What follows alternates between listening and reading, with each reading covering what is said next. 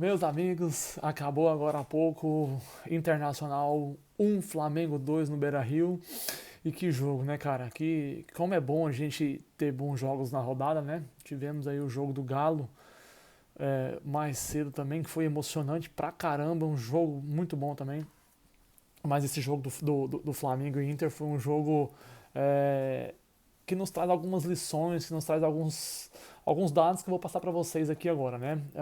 Assim, na minha opinião, foi um dos melhores jogos do Campeonato Brasileiro, um dos melhores jogos que nós tivemos aí no ano no futebol brasileiro, principalmente o primeiro tempo, né? O primeiro tempo foi intenso, o Flamengo usou a mesma tática que usou contra o São Paulo, né? O Flamengo sabe, né, que não está no seu primor da forma física e que não consegue jogar os 90 minutos de forma tão intensa. E o Flamengo está acima dos outros, né? O Flamengo voltou a jogar muito bem. Então, assim, o que o Flamengo, na minha opinião, o que o Flamengo pensa, né? Eu vou entrar com tudo para cima dos caras. Os primeiros 15, 20 ali até 30 minutos eu vou jogar de maneira muito intensa. E aí depois eu vou abrir o placar, vou fazer 1-0, vou fazer 2-0, como foi contra o São Paulo, como foi hoje também. E aí depois eu sei que eu vou cair, né? O Flamengo sabe que vai cair fisicamente, que não vai aguentar. E também tem que dosar um pouco, porque agora está chegando aí perto da Libertadores, da final, há uma semana, né? Então, e aí o Flamengo quando tá na frente com 1-0, 2-0, aí é difícil demais, né? É muito difícil você correr atrás, porque aí o Flamengo vai dar espaço e deixar a bola um pouco mais com o seu adversário, para que o seu adversário venha para cima do Flamengo, que aí é o jeito que o Flamengo do Renato Gaúcho gosta de jogar, né? E aí ele de roubar essa bola e de sair no contra-ataque. E o Flamengo hoje tem o melhor contra-ataque do futebol brasileiro, com o Michael, que vive uma fase fantástica, uma fase excepcional, né? O Bruno Henrique também vive muito bem. Hoje o Vitinho jogou muito bem. Então, assim, o Flamengo, quando recupera essa bola e hoje com a defesa titular jogando, né? Isla, Rodrigo Caio, Davi Luiz e Felipe Luiz. Essa defesa é uma defesa forte, muito boa. Embora, na minha opinião, o Mateuzinho deveria ser o titular no lugar do Isla, mas o Isla não comprometeu hoje. Não faz uma partida brilhante, mas assim, não compromete lá atrás também. E assim, o Flamengo atingiu hoje a marca de 150 gols. Essa marca ele só tinha atingido em 2019 naquele time do Jorge Jesus, contando o Mundial, onde ele fez 3 gols. Na semifinal ele ganha de 3-1, aí ele perde a final de 1-0, ele não faz gol. Então, assim, contando lá, ele atinge essa marca. Hoje ele atingiu novamente, ainda faltando 5 jogos, né? Falta 4 jogos no Brasileirão, se eu não estiver enganado, 4 jogos no Brasileirão e mais um da Libertadores. Ou seja, ele já atinge essa marca. É o único time no Brasil que tem essa marca. E o que dá ao Flamengo a média de mais de 2 gols por partida, 2 gols por jogo. É o único time que tem esse número no Brasil. E aí você fala, mas o time do Flamengo fica muito espaçado, dá muito espaço, dá muito contra-ataque, né? Fica muito exposto. Depende. Depende. Realmente, o time que é muito ofensivamente, geralmente quando ele perde essa bola, ele vai oferecer o contra-ataque do adversário. Aí é que vem a diferença. O que pouca gente repara. O Flamengo tem a segunda melhor defesa do Campeonato Brasileiro. Né? O Flamengo é o segundo time menos vazado. Ou seja, então ele ataca muito bem, oferece espaços, porque não existe nenhum time no mundo que ataca muito e que não ofereça espaço para ser contra-atacado. Não existe nenhum time no mundo que consiga ser tão bem ofensivamente como é o Flamengo. Você pode reparar aí, o Liverpool é muito ofensivo lá na Inglaterra. O próprio PSG é muito ofensivo e sofre muito na Liga Francesa, que não é um primor de liga.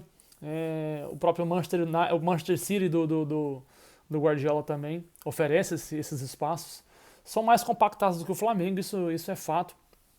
Mas no que pese aqui onde o Flamengo joga, que é a Libertadores e o Brasileirão, o Flamengo consegue se defender muito bem. Haja vista que é a segunda melhor defesa do campeonato. Né? E depois que o Davi Luiz jogou pelo Flamengo, hoje foi o primeiro jogo que o Flamengo tomou um gol com o Davi Luiz jogando. E o Flamengo sequer empatou com o Davi Luiz jogando. Né? Tudo isso pode cair por terra na semana que vem, se empatar, por exemplo, com o Palmeiras e perder nos pênaltis. Ou se perder o jogo. Não vai valer de nada. Mas assim, é um bom dado, é um bom número. né? E isso mostra o quê pra gente? Que o Flamengo, além de atacar muito bem, de defender muito bem, de contra-atacar melhor ainda, né? Mostra que aqueles jogos ali que o Flamengo não vinha bem, que o Flamengo passou por momentos complicados, em que a torcida do Flamengo manda o Renato Gaúcho, né, tomar naquele lugar, hoje a gente está vendo que o Renato Gaúcho não é culpado. Fica muito claro e muito nítido que o Flamengo, quando tem as suas peças jogando, descansado, né, e consegue jogar, consegue rodar bem a bola e joga muito bem. O problema é o quê? O Flamengo escolheu mal lá atrás, tomou mal as suas decisões lá atrás, e isso é muito culpa da diretoria. Só que a torcida não vai ver isso, porque a torcida tá no céu com essa diretoria que ganhou tudo, né? E a partir do momento que passa a perder alguns jogos, é mais fácil culpar o treinador. Só que a gente tem que ampliar os horizontes, e aqui fala para vocês um flamenguista, tá? Eu sou um flamenguista, mas eu tenho que analisar com a razão e não somente com a paixão. Essa diretoria do Flamengo, ela tomou mal as suas decisões lá atrás, né? Quando ela opta por voltar antes de todo mundo, gera todo aquele imbróglio, e aí acaba o Brasileirão, emenda já o Campeonato Carioca, e aí ao invés dela optar por jogar o Campeonato Carioca com um time alternativo, com um time reserva, com o Sub-20, com o Sub-23, ela quer pôr o time titular para ser campeão mais uma vez, para ser tricampeão de novo, um torneio que, se você for perguntar, realmente assim, torcedor de fato não tá ligando para estadual, porque se perde a Libertadores, não vai lembrar que ganhou o estadual. Vai falar que o ano foi uma tragédia, que o ano foi perdido. Então, de fato, o estadual não é importante. E aí a diretoria do Flamengo erra ao não vir a público e blindar o Renato Gaúcho, quando toda a imprensa, né, que não gosta do Renato Gaúcho por alguns motivos políticos, que a gente entende essa parte da imprensa aí que tem algumas opções de um lado contrário do Renato Gaúcho, politicamente falando, a gente sabe quais são as posições. E aí essa imprensa bate no Renato Gaúcho e aí forma opinião, e muitos torcedores vão nessa onda desses comentaristas, né, e passam a ofender o Renato Gaúcho, a xingar o Renato Gaúcho no momento em que o Flamengo tá mal. Para vocês terem uma noção, o Gabigol hoje, nesse jogo de hoje, ele jogou no Campeonato Brasileiro, foi a 34ª partida do Flamengo, e o Gabigol foi o 17º jogo do Gabigol, ou seja, o Gabigol jogou a metade dos jogos do Flamengo. O Gabigol não jogou um turno completo pelo Flamengo. O Bruno Henrique não tem um turno completo pelo Flamengo. O Arrascaeta voltou hoje, jogou 12 jogos pelo Flamengo. Porque esses caras estão servindo a seleção, tem lesão, você tá entendendo? Então, assim, o Flamengo não teve o seu time completo, as suas peças principais, a maior parte do campeonato. E ainda assim o Flamengo foi no Sul e goleou o Grêmio, o Flamengo foi em São Paulo e goleou o São Paulo, goleou o Santos, goleou o Palmeiras, goleou o Corinthians. Tá? Então a gente tem que parar de analisar pela cabeça dos outros jornalistas e ter a nossa própria opinião. O Renato Gaúcho faz um excelente trabalho. Esse time lembrou muito e lembra muito o time do Jorge Jesus em alguns momentos. Tá? Os momentos de queda foi natural, porque o Flamengo não tinha seus jogadores, e aí a diretoria do Flamengo lá atrás pedia para adiar os jogos sem pensar lá na frente como seria. De repente era melhor não adiar, jogar lá aqueles jogos com 2 ou 3 desfalques, do que jogar depois com 7, 8, 9 desfalques, como nós tivemos. Vários jogos que o Flamengo teve 7, 8, 9 desfalques por lesão, porque acumulou.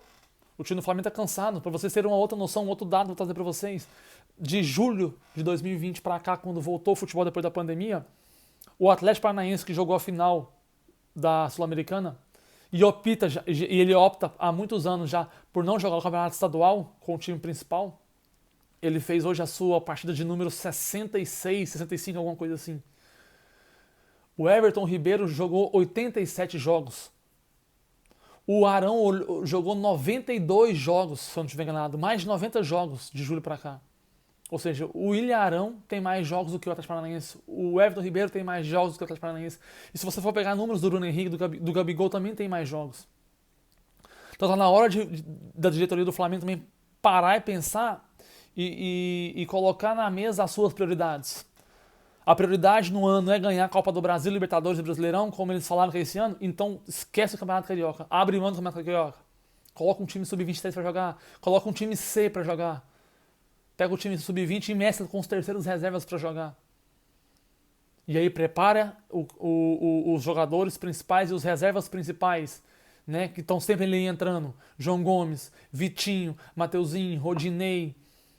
Quem mais a gente pode falar aí? René, Ramon, né? Os zagueiros lá, o Léo Pereira, o Gustavo Henrique, o Pedro, o Michael, o Vitinho, esses caras.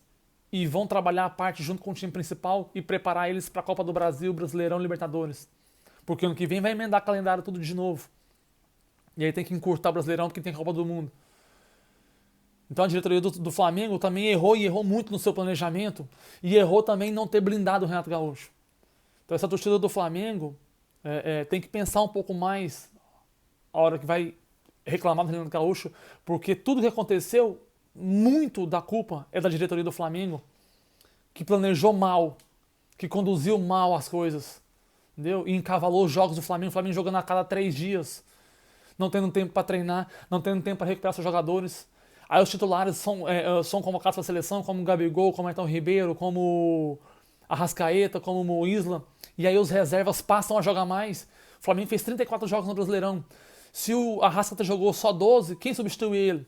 Jogou mais do que ele. Então ele passa a estar cansado também, passa a estar desgastado também. E aí você entra o Pedro, que é o substituto imediato do Gabigol, tá o quê? Tá lesionado, não sabe nem se joga. Então, os reservas imediatos do Flamengo passaram a estar desgastados também. Por quê? Porque eles passaram de uma hora para outra a ser titular do Flamengo. Por conta dos vários desfalques, dos titulares estarem sempre servindo as seleções. E aí voltam machucados, estão lesionados. Então os titulares passam a ser, os reservas passam a ser titulares do Flamengo e desgastam também. E aí o Flamengo fica com os titulares desgastados e com os reservas imediatos desgastados. Tudo isso pesa, ainda mais na reta final do campeonato. E a temporada do Flamengo, mesmo que perca a Libertadores, na minha opinião, como torcedor, não vai ser totalmente um desastre. É claro que a gente quer ganhar, quer ser campeão, mas falando com a razão, o Flamengo tinha, né, por o elenco que tem, pelo time que tem, que chegar brigando pelos títulos. E o Flamengo chegou. O Flamengo está disputando aí o Brasileirão. Né? O Atlético Mineiro poderia ser campeão terça-feira, agora, dependendo dos resultados, e não vai ser. Então o Flamengo está ali na luta. Embora não vai ser campeão, para mim o Atlético Mineiro vai ser campeão brasileiro. O Flamengo pode chegar e perder para o Palmeiras. Hoje voltou a jogar melhor, é favorito, é mais time, tem melhores jogadores, mas é decisão. Uma bola que entra, depois o Palmeiras se fecha muito bem, como ele sabe se fechar muito bem, e segura o resultado e acabou. Como o Atlético Paranaense fez quando o Flamengo achou um pênalti, uma falha do Felipe Luiz, que tem experiência, achou um pênalti, depois o Flamengo foi pro desespero, o Atlético Paranaense fez 2 gols no desespero do Flamengo, matou 3-0. Pode acontecer na final. Né? Pode acontecer na final da Libertadores.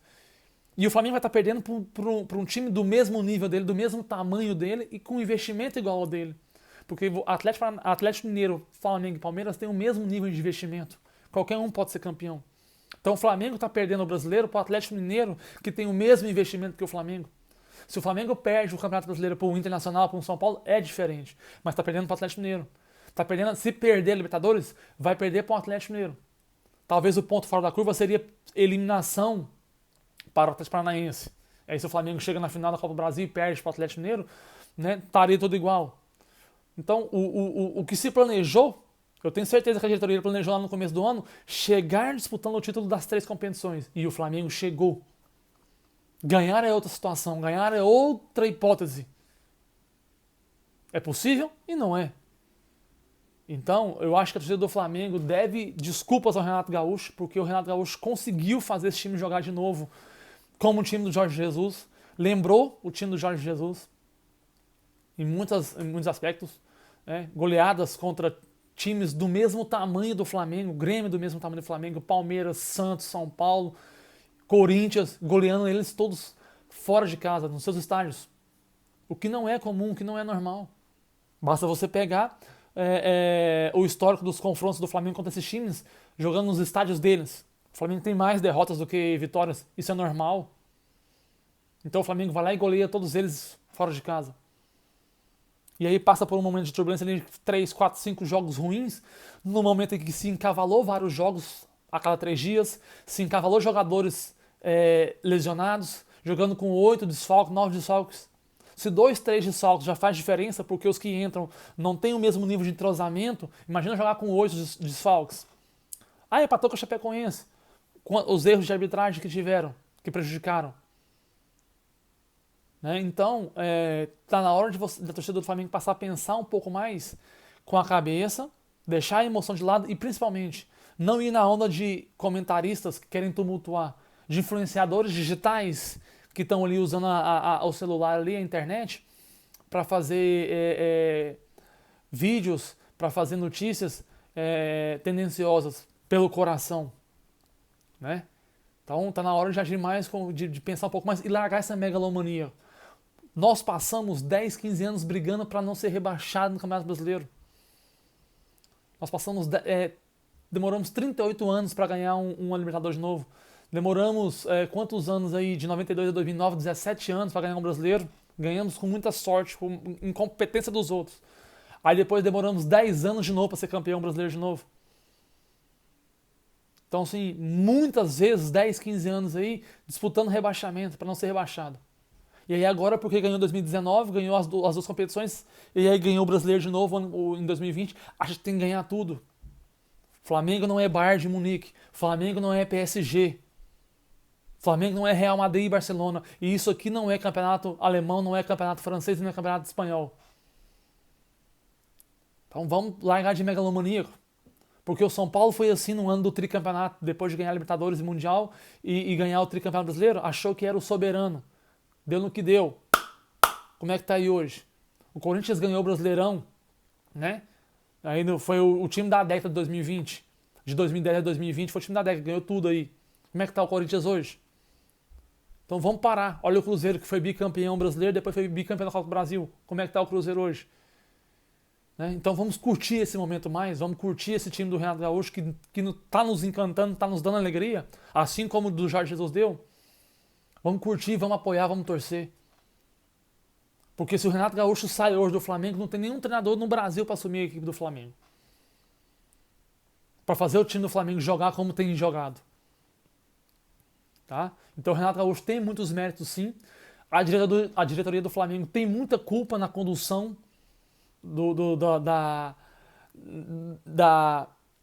desse ano da temporada. Tem muita culpa na condução, nas atitudes que tomaram, nas decisões que tomaram. Né?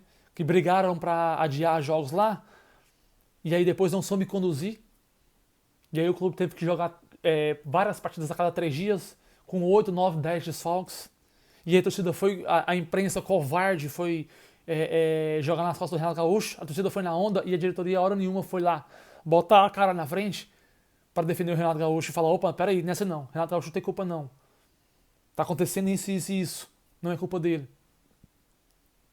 Então, vamos aproveitar, né?